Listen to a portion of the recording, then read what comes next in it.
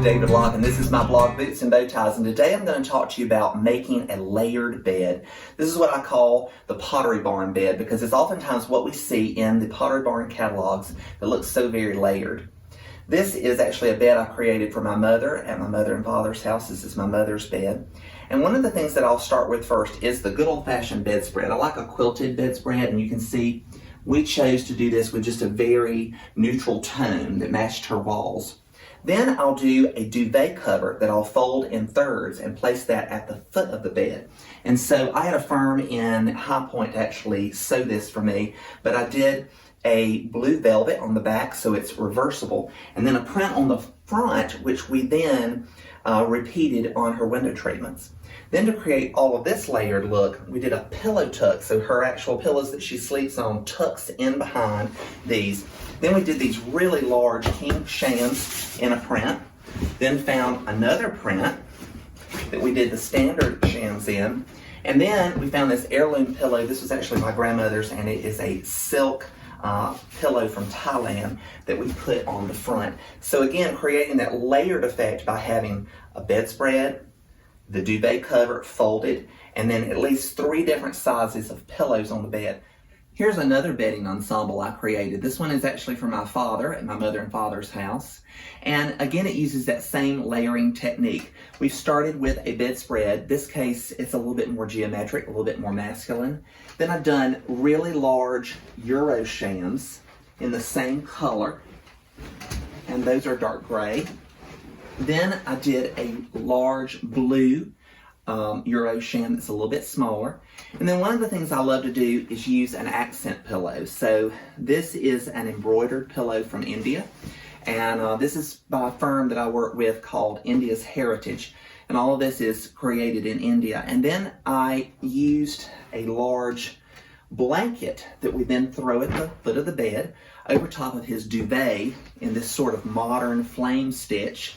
And again, folding the duvet in thirds. So it creates this very layered look, tearing down for 3 different sizes of pillow tuck, bedspread, duvet, and then a blanket. And then I also took this fabric and had drapes made out of that, so everything becomes an ensemble that matches, but it's not matchy-matchy. Here's another example. Again, using a very muted bedspread, in this case, navy. So we've got the standard shams in the navy, a navy bedspread, and then a very richly patterned duvet cover, this time in a paisley print.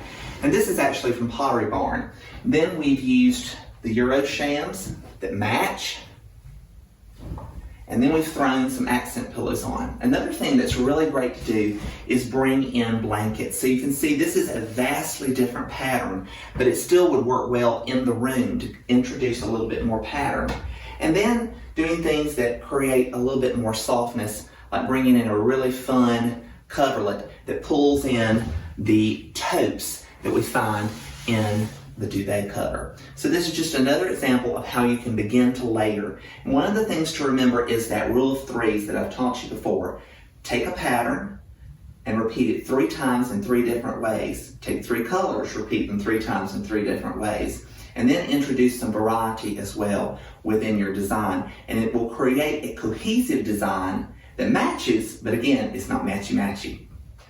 So this is my youngest child's bedroom. And when we moved into our new house, one of the things we wanted to do was use the theme of the national parks to unify both our boys' bedrooms. We love the national parks, we love to hunt, we love to hike in our family.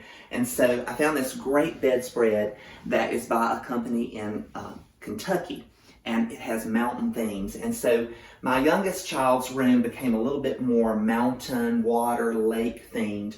And you can see one of the things I simply do is just use his sheets in a coordinating color, use those pillows back behind all of his accent pillows.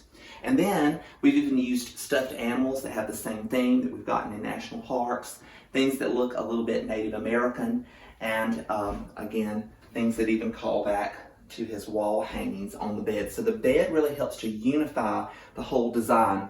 And then even a coverlet that has kind of a fur look, and he loves to cover up with that at night. So let me show you my eldest room. I told my wife, I think I'm going to start a 12-step program for people who like pillows too much. We have a pillow problem in this family, but again, you can just see how we've layered this. We bought some of the pillows that went with the coverlet, and then we've entered one from IKEA, one from Belk, just different places, put in a throw over top of his bed just to give it more of a mountain, and his has more of a western part thing. One final example I wanted to show you of the Pottery Barn layering is mine and my wife's bed. And one of the mistakes that a lot of people make is they'll pull their pillows too far apart. So one of the things I do is I create a central axis down the bed.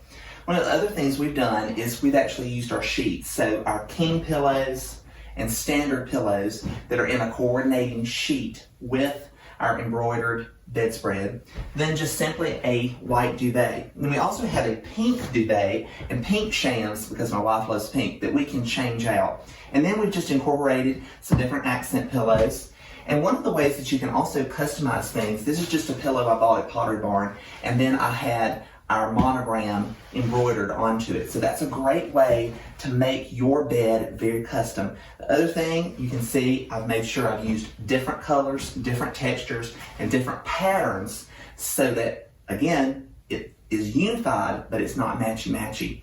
Another little thing I'll teach you is don't have your pillows so completely either laid down or so completely upright. Another thing is when you fluff a pillow, so many times you'll go in and someone will have their pillows all like this. Give your pillow a little karate chop. I always say it needs to have little pig ears, and that will make it look a lot more warm, welcoming, and inviting so that it is not so static. You want to make it just a little bit slouchy, and that way it's nice and inviting.